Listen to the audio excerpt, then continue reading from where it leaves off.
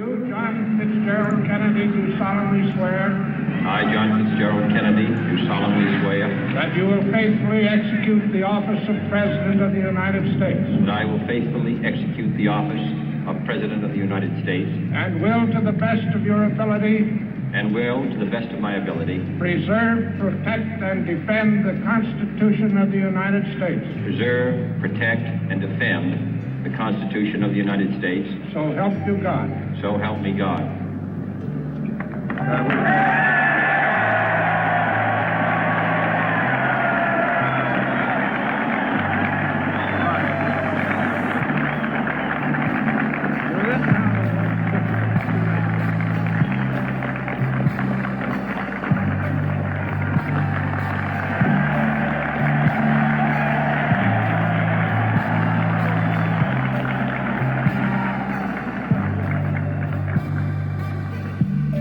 Vice President Johnson, Mr. Speaker, Mr. Chief Justice, President Eisenhower, Vice President Nixon, President Truman, Reverend Clergy, fellow citizens. We observe today not a victory of party, but a celebration of freedom, symbolizing an end as well as a beginning, signifying renewal as well as change. For I have sworn before you and Almighty God the same solemn oath our forebears prescribed nearly a century and 3/4 ago. The world is very different now, for man holds in his mortal hands the power to abolish all forms of human poverty and all forms of human life. And yet the same revolutionary beliefs for which our forebears fought are still at issue around the globe. The belief that the rights of man come not from the generosity of the state, but from the hand of God. We dare not forget today that we are the heirs of that first revolution.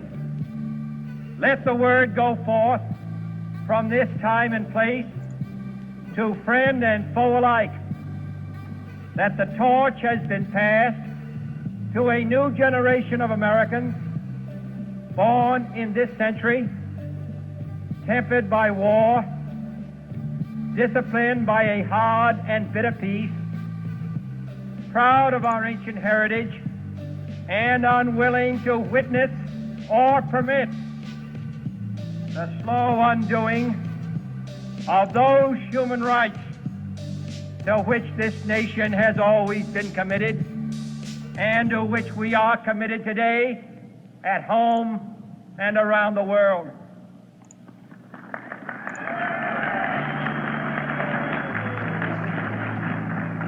Let every nation know, whether it wishes us well or ill, that we shall pay any price, bear any burden, meet any hardship, support any friend, oppose any foe to assure the survival and the success of liberty.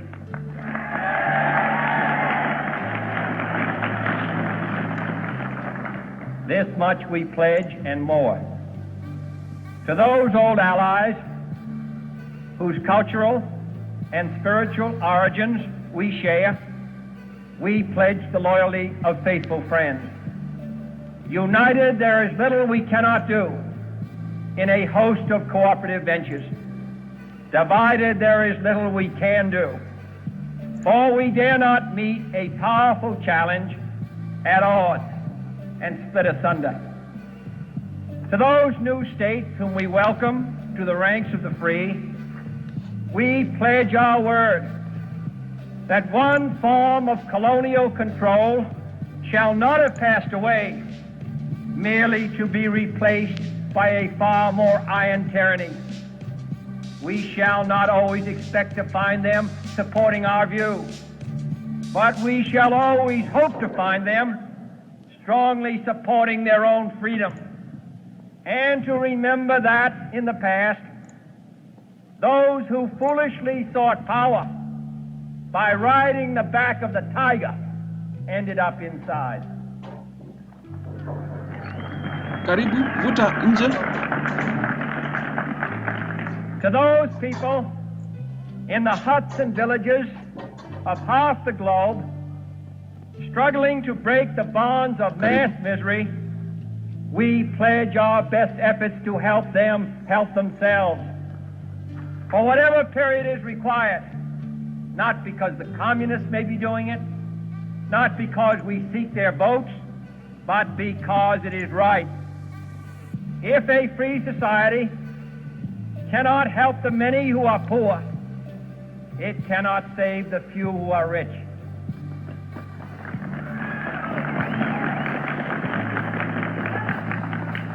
To our sister republics south of our border, we offer a special pledge to convert our good words into good deeds, in a new alliance for progress, to assist free men and free government in casting off the chains of poverty.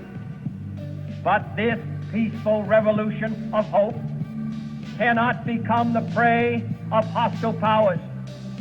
Let all our neighbors know that we shall join with them to oppose aggression or subversion anywhere in the Americas. And let every other power know that this hemisphere intends to remain the master of its own house.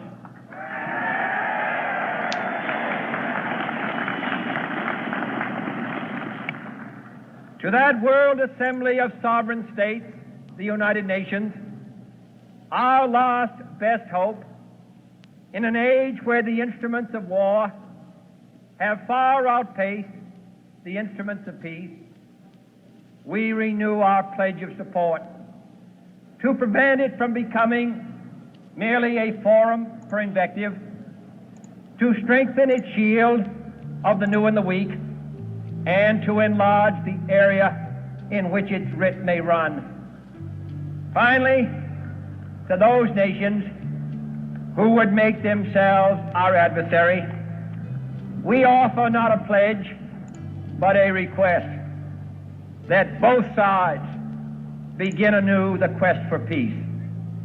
Before the dark powers of destruction, unleashed by science, engulf all humanity in planned or accidental self-destruction, we dare not tempt them with weakness, for only when our arms are sufficient beyond doubt can we be certain beyond doubt that they will never be employed.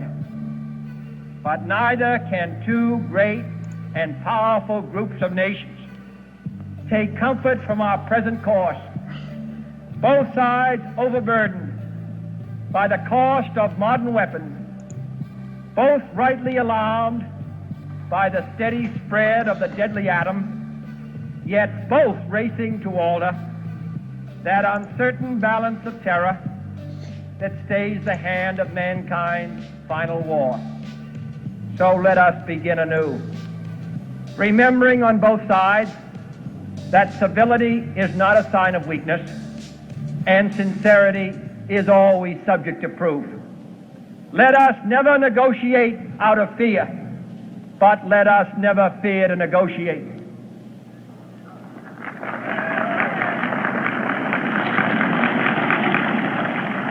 Let both sides explore what problems unite us, instead of belaboring those problems which divide us. Let both sides, for the first time, formulate serious and precise proposals for the inspection and control of arms, and bring the absolute power to destroy other nations under the absolute control of all nations.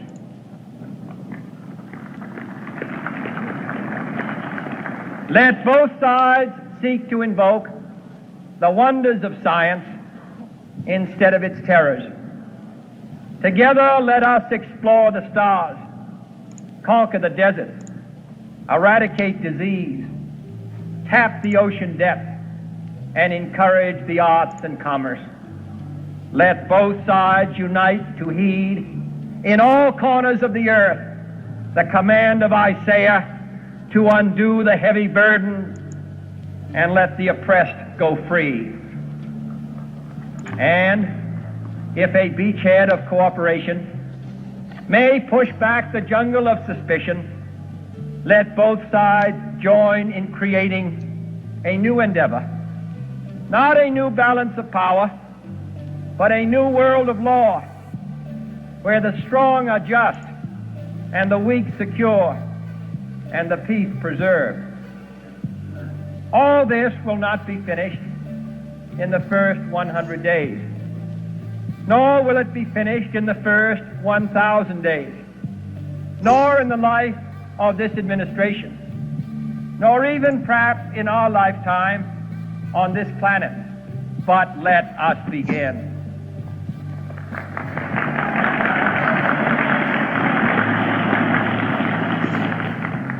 In your hands, my fellow citizens, Good boy. more than mine, will rest the final success or failure of our course. Come.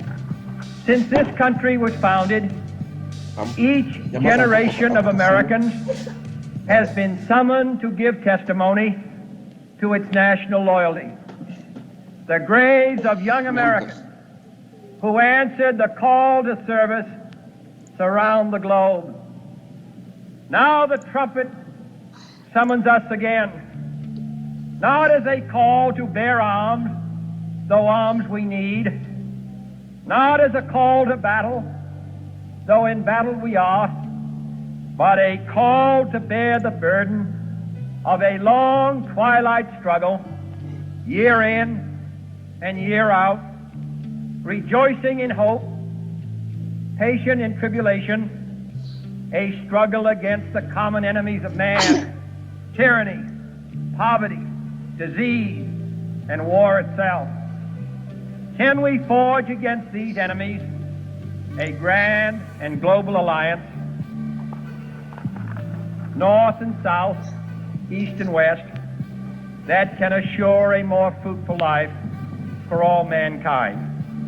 Will you join in that historic effort?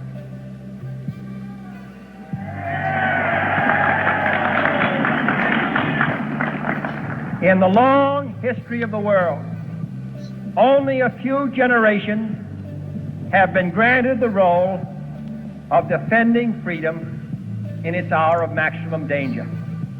I do not shrink from this responsibility. I welcome it.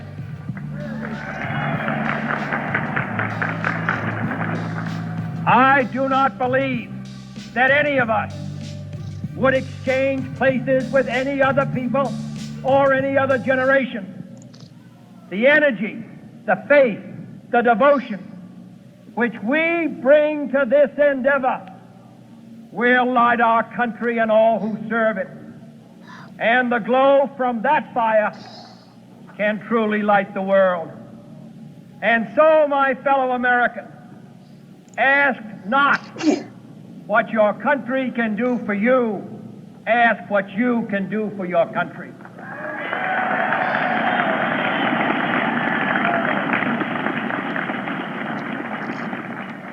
My fellow citizens of the world, ask not what America will do for you, but what together we can do for the freedom of man. Finally, whether you are citizens of America or citizens of the world, ask of us here the same high standards of strength and sacrifice which we ask of you. With a good conscience, our only sure reward, with history the final judge of our deeds, let us go forth to lead the land we love, asking His blessing and His help, but knowing that here on earth, God's work must truly be our own.